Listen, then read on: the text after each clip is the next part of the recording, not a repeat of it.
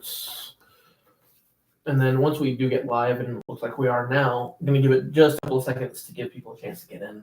Since usually wait until about 15 to 20 seconds in. But yeah, for all those, just give them a chance. And I think we'll go ahead and get started now.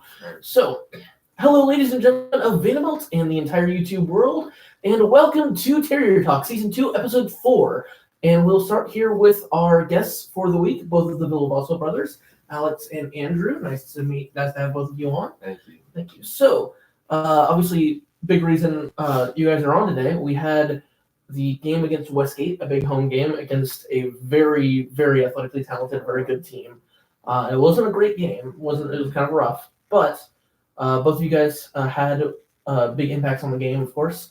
And I want to know, first of all, before we get to that specifically, I want to know what you guys thought about the game in general. Now, obviously, the result wasn't what we wanted, but there's more to it than that. I want to know what your thoughts are on it. It definitely wasn't how we expected it to go. We expected to put a bottle on number one, keep them contained and not let them get out of hand. But if we stop that, it's a whole different game.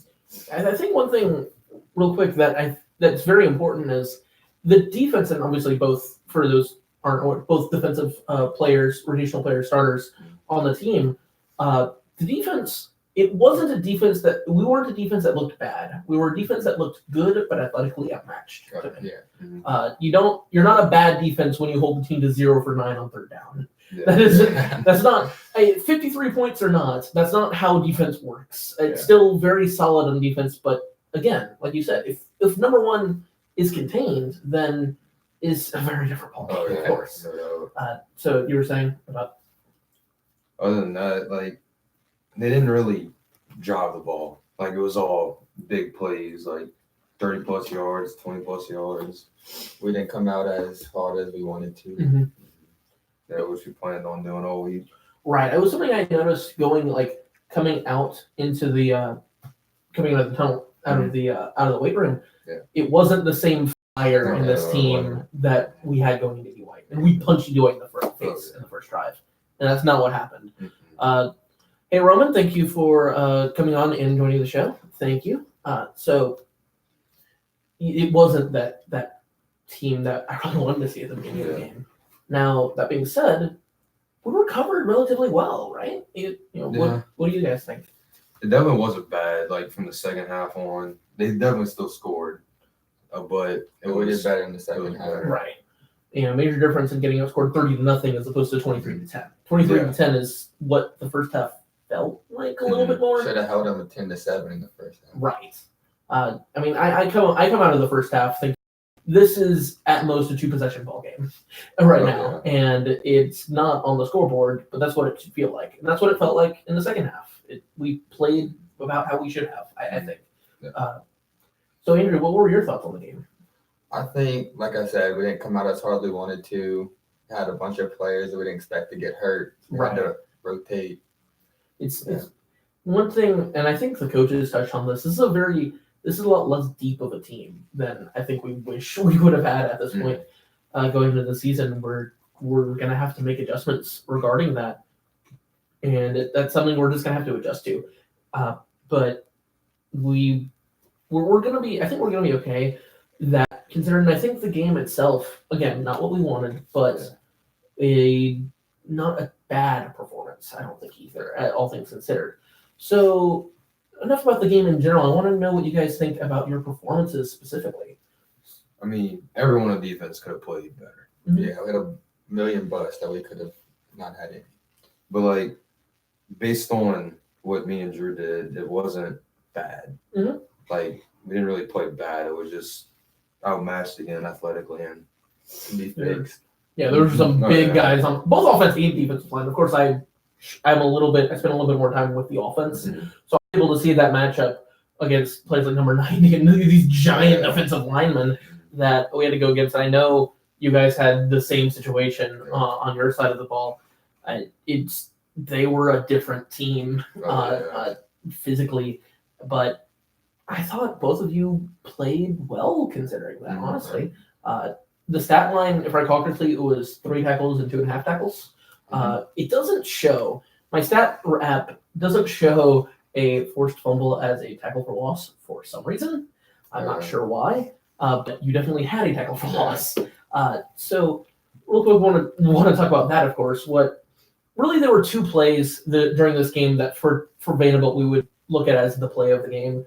The first one being Hayes' big 82-yard reception. I'll talk about that a little bit later, more deeply. But the one I want to talk about here, Alex, you had a phenomenal play on defense. It was 3rd and 4, something like that.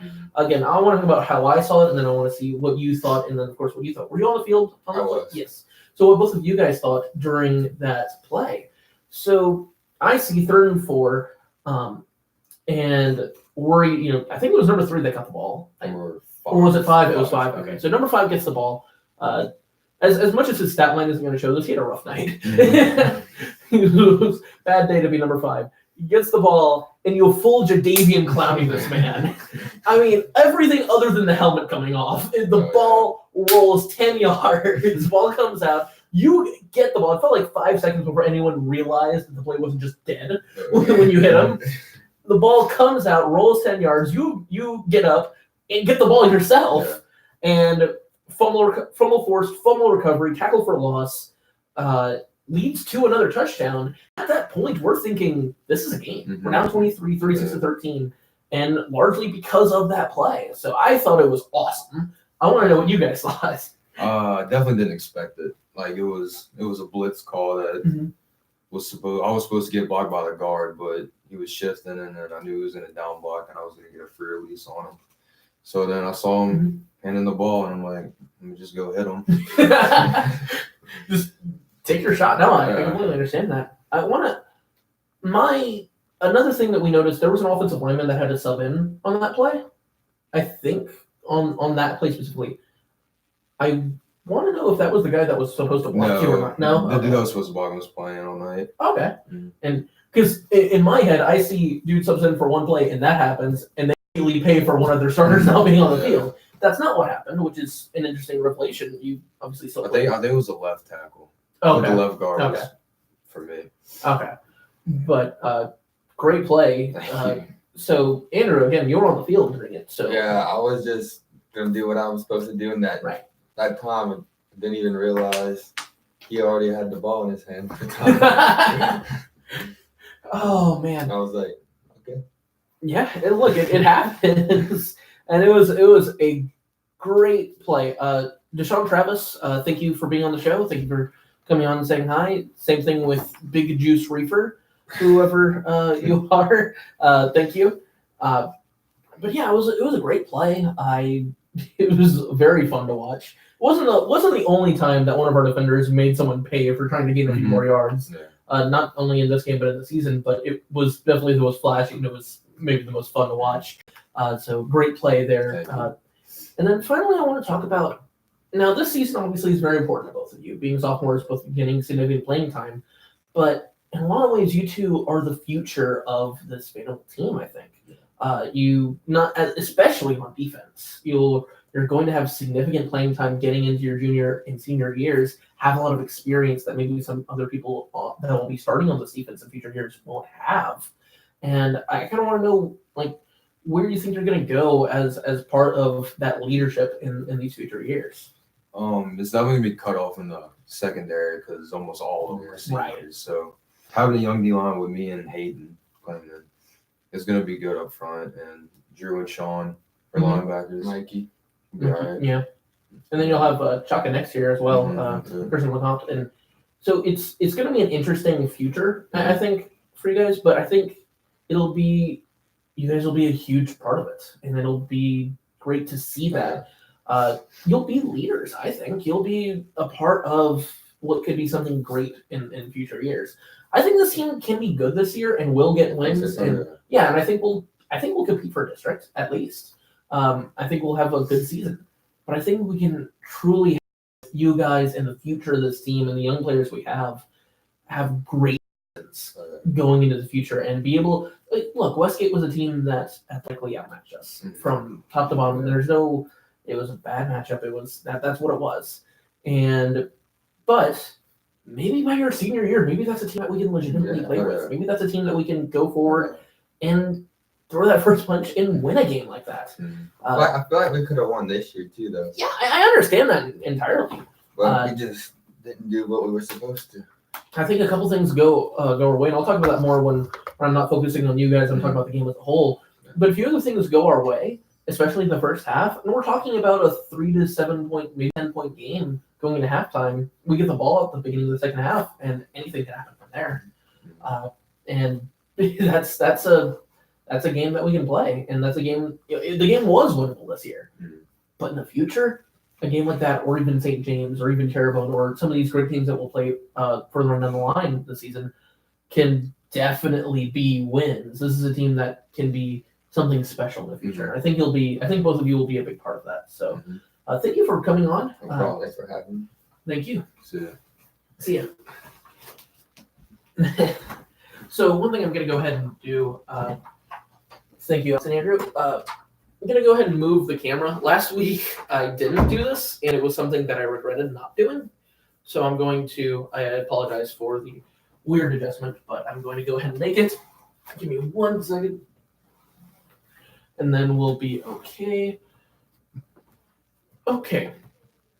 So, I think we're good. So, lot to talk about this game, aside from just Alex and Andrew's performance, although both of those performances were very impressive.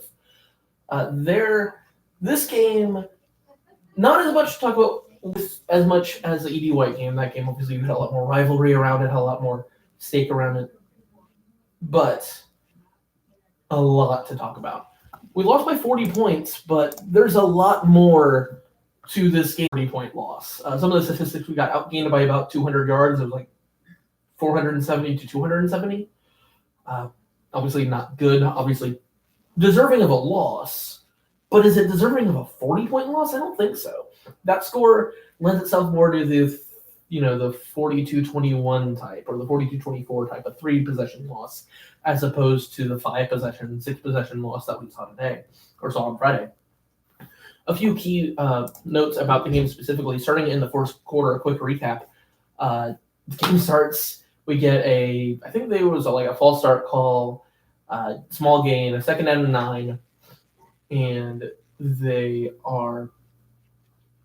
throw the ball to number 1, the number 1 wide receiver in the state, the number 2 player in the state, and he looks absolutely wide open, and he scores a touchdown.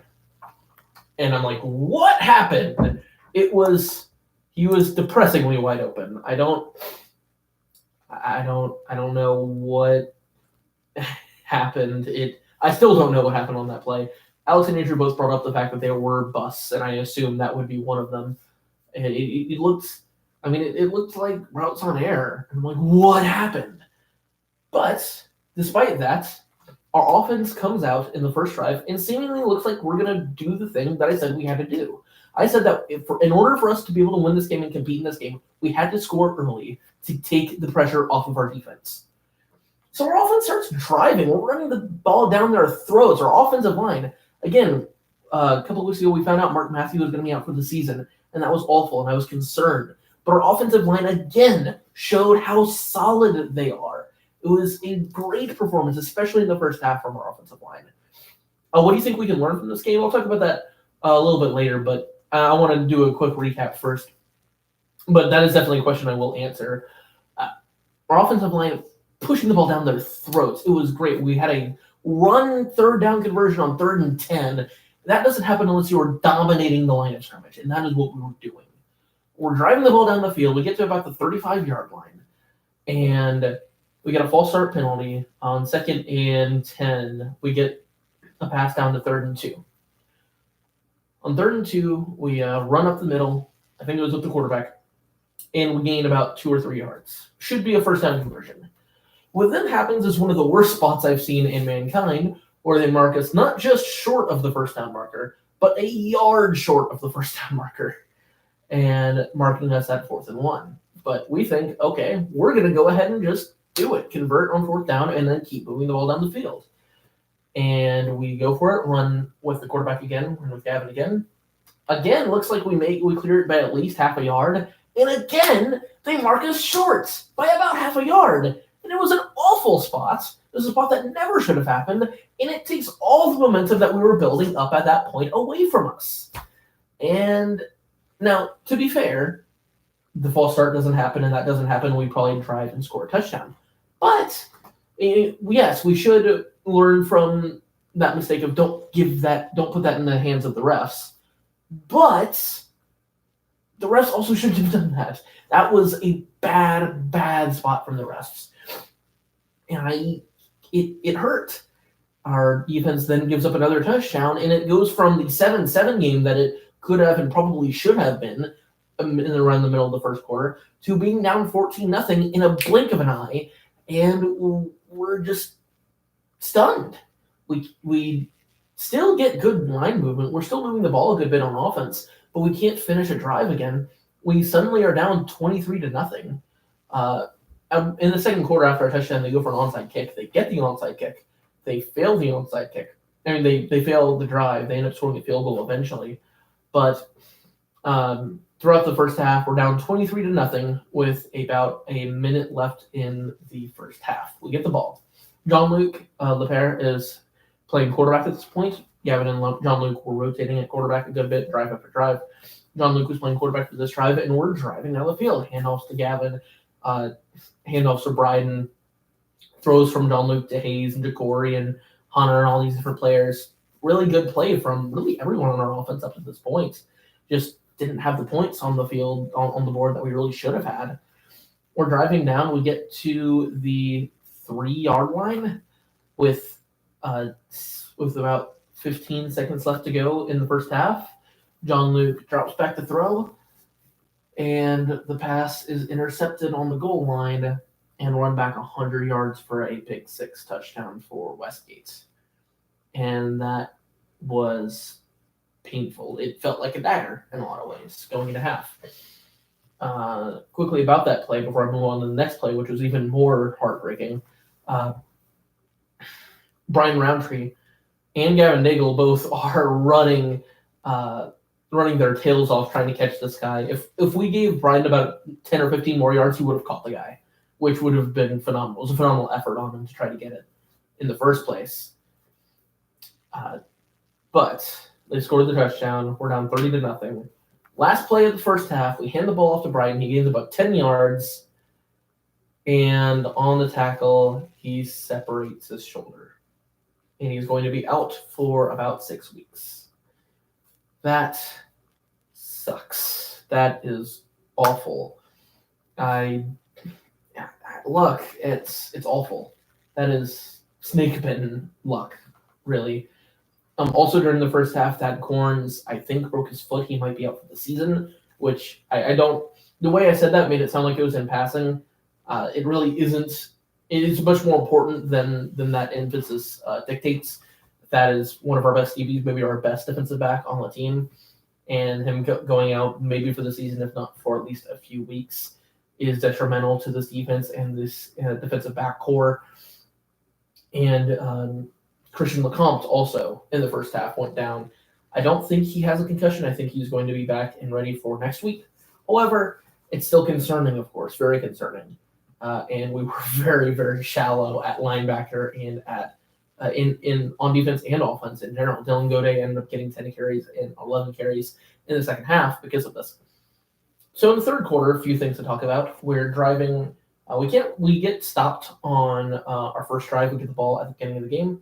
At the beginning of the second half, we get stopped on our first drive. They score. We're down 36-0. Then Gavin Daigle throws a pass to Hayes Thompson. Hayes catches the ball, breaks the defender, and turns on the Jets for 82 yards. What might have been the play of the game. It's really an argument between that play and, of course, the play that we talked about with Alex Valvaso earlier on in the show. Those two plays really were the two most impressive, two biggest plays, two best plays for Vanderbilt the entire game. Absolutely phenomenal from both Gavin and Hayes. We kick the extra point. Then the ensuing drive is the third down Alex Valvaso fumble, force, and recovery.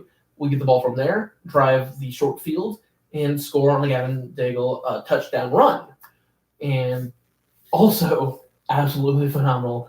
That whole drive, we just looked great. And at that point, I mean, it looks like we were moving the ball at will at this point in the third quarter, with about 4 minutes left or so in the third quarter. We're thinking we're down 36-13. The extra point, some botch, some miscue with the extra point. We don't get it. We're down 36-13, and we're thinking at this point we can win this. This game isn't over. This game is winnable. This is something Andrew alluded to earlier on in the episode. This game was very winnable, despite how honestly terribly matched up and athletically mismatched we were in the game. This game was winnable. They go up there, first play, they throw a screen pass to their big wide receiver. He breaks 4 tackles. Talked about that a little bit with Alex earlier on. He breaks 4 tackles and scores a touchdown for 89 yards.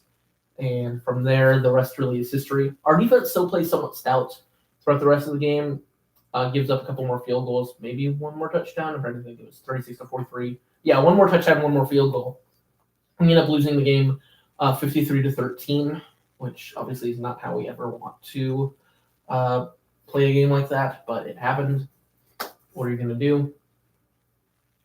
But look, it was what it was. We didn't play poorly, but we were really athletically outmatched. A few other points on this game.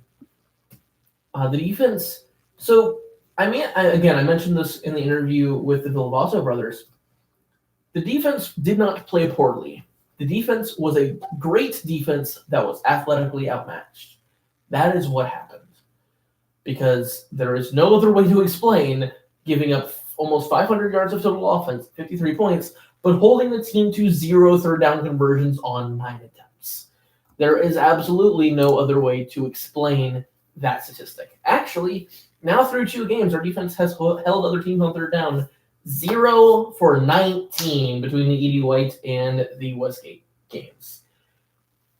There really shouldn't be a universe where you hold the team to 0 third down conversions through 2 games and you're 0-2. But we have 2 very weird statistical games in both the E.D. White and the Westgate games, and that's what happens. The offense also didn't play poorly. Again, 13 points, not a lot to show for it, but again, didn't play poorly. We offensively, on the offensive line, we played very well, especially in the first half. 270 total yards isn't bad. Just need to get into the end zone more. The pick 6 really was the killer there. This game didn't feel like a 40-point rout to me. It felt like a 3-touchdown loss. That's what it should have been. We lost by 2 touchdowns in the second half. We should have lost by about 1 touchdown in the first half, which would have given us a 21-24 point loss. That's about what it felt like. We had 100 yards rushing, 170 yards passing, which is pretty solid. Chandler Rhodes had the best game on defense. He had 9 tackles. John Luke also had a pretty solid game on offense. He averaged almost 6 yards a carry, 5.9 in the first half. That fell to 4.8 in the second half. Yards per carry, 9 attempts for 43 yards. He also had 4 completions for 38 yards and the pick, of course. Gavin was 6 for 10 for 135. But even past like the player statistics and how solid some of those were, we had some team statistics that don't look like a 40-point loss. They had 16 first downs in the game. We had 14. That number is very, very close. We won time to possession by 8 minutes. That in general is a very, very good thing, which is part of the reason, well, they kind of complement each other. Us having time of possession by 8 minutes is part of the reason we were able to hold them stop them on all 9 third down conversions, but also stopping them on all third down conversions helped us win time of possession by 8 minutes. So those 2 statistics a lot of times complement each other. This is a weird start really more than anything else. And this is a team, more than anything else, this is a team that can still do great things this season. 8-2 is not out of the realm of possibility. The district is not out of the realm of possibility at all. 0-2, even despite that, we have plenty of winnable games during the season. We can do this. We can do a lot of very good things throughout the season. To answer your question, what do you think we can learn from this game? I think the biggest thing that we're going to want to learn is just stay mentally focused, I guess. Not to don't hang your head on the floor. Don't hang your head low after this. The scoreboard is going to be what it is. We lost by 40 points, but you can't let that drag you down. You can't let that take over your season. You have to forget that game and move on. We made mistakes. Those are things that we have to correct. Lots of busts on defense. We kind of ran out of gas on offense in the fourth quarter. Those are things that we're going to have to correct, and we did correct them, I think, for the most part. But more than anything else, specifically to the game, about the game, we have to forget this and move on and be able to do the great things that we can do later on in the season, and even next week against Berwick. So that was it for the Westgate game. Moving on quickly to the junior high game. Junior high hosted Montague. Again, I was at that game this week. It was a weird game. We lost. We didn't have our starting quarterback or our starting running back. Kevin Conscien and Teddy Gullick had a good performance despite of that. We were losing, of course, Will Luke for the rest of the season and Jalen Coleman. I don't know why he wasn't there, but he wasn't there. We ended up losing 12-6 with an interception from Kevin Conscien near the end of the game, helping to seal it for Montague Cash. It was still a very solid performance from them, and of course, I hope they can have a great season after this as well. Then volleyball in the main event from last week, playing Mount Carmel. Mount Carmel is the best team in the state, and they showed why they're the best team in the state. This is a volleyball team. This is our volleyball team. It's a Vanderbilt team that is peaking and is phenomenal, and they 3-0'd us, beat us 3-0 in this match, and they are absolutely great. That being said, despite us losing 3-0, this was still elite volleyball on both sides. The box score was 25-18, I think, 25-18 or 25-17, and then we lost sets 2 and 3, 25-22 and 25-23, having a lead within the last 10 points of the game of each set in both set 2 and set 3. I think we were up like 22-20 and 21-20 or something like that, something along those lines at that point in both sets. We ended up coming short at the end, but that's looks like a team that can compete with the best team in the state, and that means a lot. This is a very, very good team, and it was the best volleyball I've ever watched. There were situations. Obviously, I'm not a volleyball aficionado. I'm not someone that studies volleyball as much as I watch football or study football. But there were some plays that there were some saves from both sides that I just thought were absolutely unbelievable. There was one rally in the second set that looked impossible from both sides. I think there were 2 on each side that I could not believe that we were able to save that. Mount Carmel ends up winning that point. Large reason why they won that set and eventually the match. But I mean, both teams just had great chemistry, great technique, great form. Both teams were elite. And Vanderbilt was able to compete with the best team in the state, which means we can really do anything this season, I think. I think the sky is absolutely the limit, especially when we get to the state championship games and the state championship tournaments. Finally, cross country. The one big event I didn't watch this week, I wasn't at, was the one that we won. We went, I guess, 1-3, if you want to put it that way, losing the other 3 events or games. But cross country had a much better result.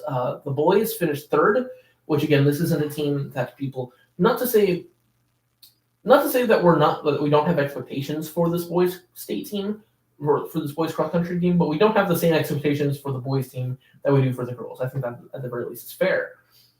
This was a very young team last year. This is still a very young team this year.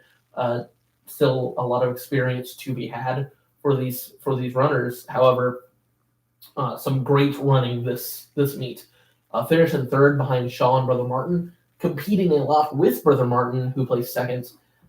It shows great strides for the cross country team. It looked great for the boys, and this looks like again a boys team that can compete at those high levels at state. We'll have to see, but they looked very good. The top 7 runners: Thomas Thompson, Wyatt Bombeland, Bryce Valor, Robert Galinsky, Blake Foray, Parker Landry, and Kurt Rishu. Blake Foray, this is his first ever varsity run, and Parker Landry and Kurt Rishu are both 8th graders, which means if those two guys are able to run now, think about how good they'll be in the future years. That is absolutely phenomenal for them. The girls had a different kind of event. And now the girls, a little bit of background, are expected to do very well, defending the state championship, of course, this season, not losing very many top runners. I think we have all 5 of our top 5 from last season, or 4 of our top 5 from last season, from the state championship season. And the question really was if someone can pick up that leadership. Apparently, someone did pick up the leadership, because at this event, our girls had the top 7 runners, not the number 1 team. We had all 7 of the top 7 runners. Every single person who ran for the girls' team beat every single person who ran for any other team and the entire meet for the girls' cross country. Wow. That is unheard of. And if those are the sort of numbers that the girls are putting up now, I cannot wait to see the numbers that they're going to be able to put up at the end of the season. And I would assume that will be the favorites to win cross country for the girls, considering those numbers. But I can't wait to see it. I can't wait to see how they do. Quickly, the top 5 runners: Bryn Kelso, Ella Chestnut, Caroline Lindsay, and Kate Casio had those top spots. Of course, also getting 5 through 7 for the girls. Quickly going to a preview. So cross country and swimming both have meets at Nichols this week. I think cross country is on Saturday and swimming is on Thursday, so best of luck to them. Hopefully the girls can keep up their dominance and the boys can keep up these great strides that they are making for cross country. For swimming, I don't know exactly as much about them, but of course, best of luck to them. Now to the specific game previews. Volleyball has a big game against Cabrini and a big game against Pope John Paul II on Tuesday. For cross country, they're traveling to Cabrini. No rest for the weary for volleyball. They played the best team in state. On Tuesday, they're going to play the 4th best team in state, and then on Thursday, they're going to play the 14th best team in state. I think we're the 5th for the record. Cabrini, like I said, 4th ranked team. They won Division II a couple years ago, and then they made finals Division II last season, which is where we are now. We moved up a division after winning the Division III state championship 2 years in a row. This is going to be a very good measuring stick to see if we are legitimate championship contenders. Cabrini is going to be great. They're going to probably border on that elite level that I was talking about that Mount Carmel is. So if we can compete with them and beat them, I think we have a very good chance at winning or at least competing for a state championship this season. Last year we played them. We hosted them. We did not win that game. However, we played very well. Let's see if we can come out with a win this time. This time we're traveling to them, however. And keep in mind, this might be a team that we meet again in the state championship game. Then on Thursday, we travel to we host Pope John Paul II. Like I said, it's a 14th ranked team in the state, and they're undefeated. They're 8-0. Jeez, come on. I mean, I understand it from a coaching's perspective of wanting to get all these great teams to play this great strength of schedule and the PowerPoint system and just exposure to great teams. I completely understand that. But as a fan, again, no rest for the weary. It's a wild beginning of the season for the Terriers, for the volleyball team. This team made the semifinals of the Division IV playoffs last season, so not quite as strong of a district or of a division that they play in. However, it's still a great team. Again, not going to be an easy victory for the Terriers. I think we're great. I think we are able to win both of these games, but they aren't pushovers. They aren't cakewalks. They aren't cupcake games. So, of course, I wish the best of luck to the Terriers in both of those games. Then junior high has a football game hosting Grand Caillou on Thursday. Not that much to say here. I don't know very much about Grand Caillou specifically. I just wanted to give it a shout out. Obviously, the best of luck to the Terriers. Big game. Hopefully, Kevin can continue his great situation, his great play in the stead of William Luke. And the team can still play really well around the situation that they were dealt. So, best of luck to them. Finally, we have the main event. Football travels to Berwick on Friday. So a lot to talk about with this game. Berwick, a quick little preview, like an objective preview before we talk about why this is the main event. Berwick is 1-1. They look like a decent team. We are ranked right around the same. Berwick is ranked about 5 or 6 spots above us in the entire compilation of state rankings. It's like 209 to 213, somewhere along those lines. Looks like a pretty even matchup on paper, a lot of people are saying, despite Berwick having the better record and hosting the game. Berwick looks like a decent team. I think we're a good team. But that's not why this is the main event. The reason this is the main event is because of the head coach of Berwick. So anyone who was a Vanderbilt Catholic student from the years, I think it was 2014 to 2018, specifically my 8th grade, 9th grade, and sophomore years, so not last year but the year before, probably remembers the defensive coach for the football team, Coach Mike Walker. This game, I presume, got scheduled last year, but Coach Walker is now the head coach of Berwick. Obviously a big, I don't want to say a rivalry game. We don't know that much about the school specifically, but it's a very interesting game from that perspective. We know Coach Walker. A lot of the players know Coach Walker very well, and we're going to have a chance to travel to him and see how much we've improved since then, and how maybe show him just how we are as a team now. And we'll get to see what Coach Walker's done. This is year 2 of him as the head coach at Berwick.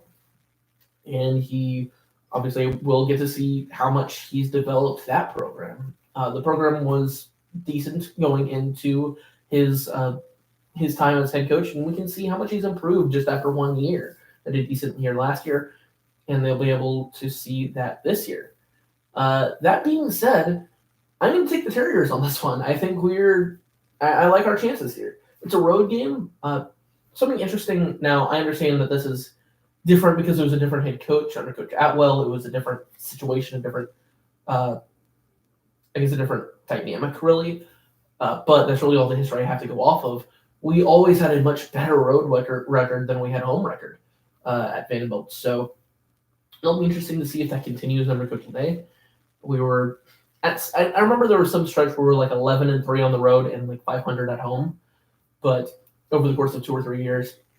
But besides that, this is the first road trip, the first true road test for Coach Day. This is a reunion for a lot of our players with Coach Walker, and we'll get to see really how that interaction works. It's a very special day for both that coach and for a lot of our players, and it's going to be a very big game. We'll have a chance.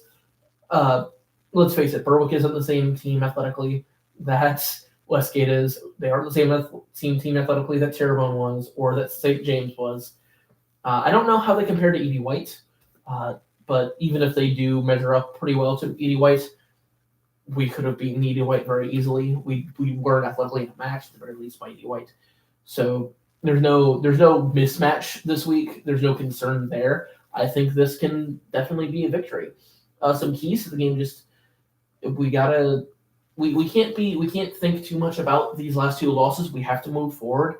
The offense, I think, has to put the ball in the end zone. I think more than anything else, that is the big thing that we have to improve upon from these last 2 weeks. The offense has to put the ball in the end zone. Our red zone play has not been very good, and we have to be able to finish those drives. We're getting the yardage. We're not playing that poorly on third down. We were 4 for 14 this week, which isn't very good, but we aren't playing too poorly on third down. We just have to finish those drives. And if we can do that, I think we win. I'm going to pick us to win this week. I think we'll win, let's say 21-10. I think that's a pretty sufficient score. I can't trust our offense to put up crazy numbers until we do it, but I can trust our defense to hold them to very few points. And I think what points they do come off of are either off of one big play or some kind of field position shenanigans, or our special teams play something along those lines, or turnover, whatever it is. And I think our offense is going to be able to be more consistent than our offense. I think our offense is going to be better than our offense than their offense. And I think our offense is going to be able to put this ball in the end zone. And if we do put the ball in the end zone, then I think we will win the game. I think that is the bottom line. If we can learn to finish drives, then we can win a lot of football games this year, regardless of what that 0-2 record says right now. That's what it comes down to. Every game on this schedule is winnable if we can put the ball in the end zone. More than anything else, our defense is playing well enough. Our offense is also playing well enough, but we just have to be able to finish. That's going to be the key. So obviously, I hope we do get the win against Berwick, traveling to Berwick, and I wish obviously the team the best of luck. And I hope everyone who was on enjoyed. I hope you enjoyed. I hope you'll see you again next week, same time, same channel. Thank you. See you.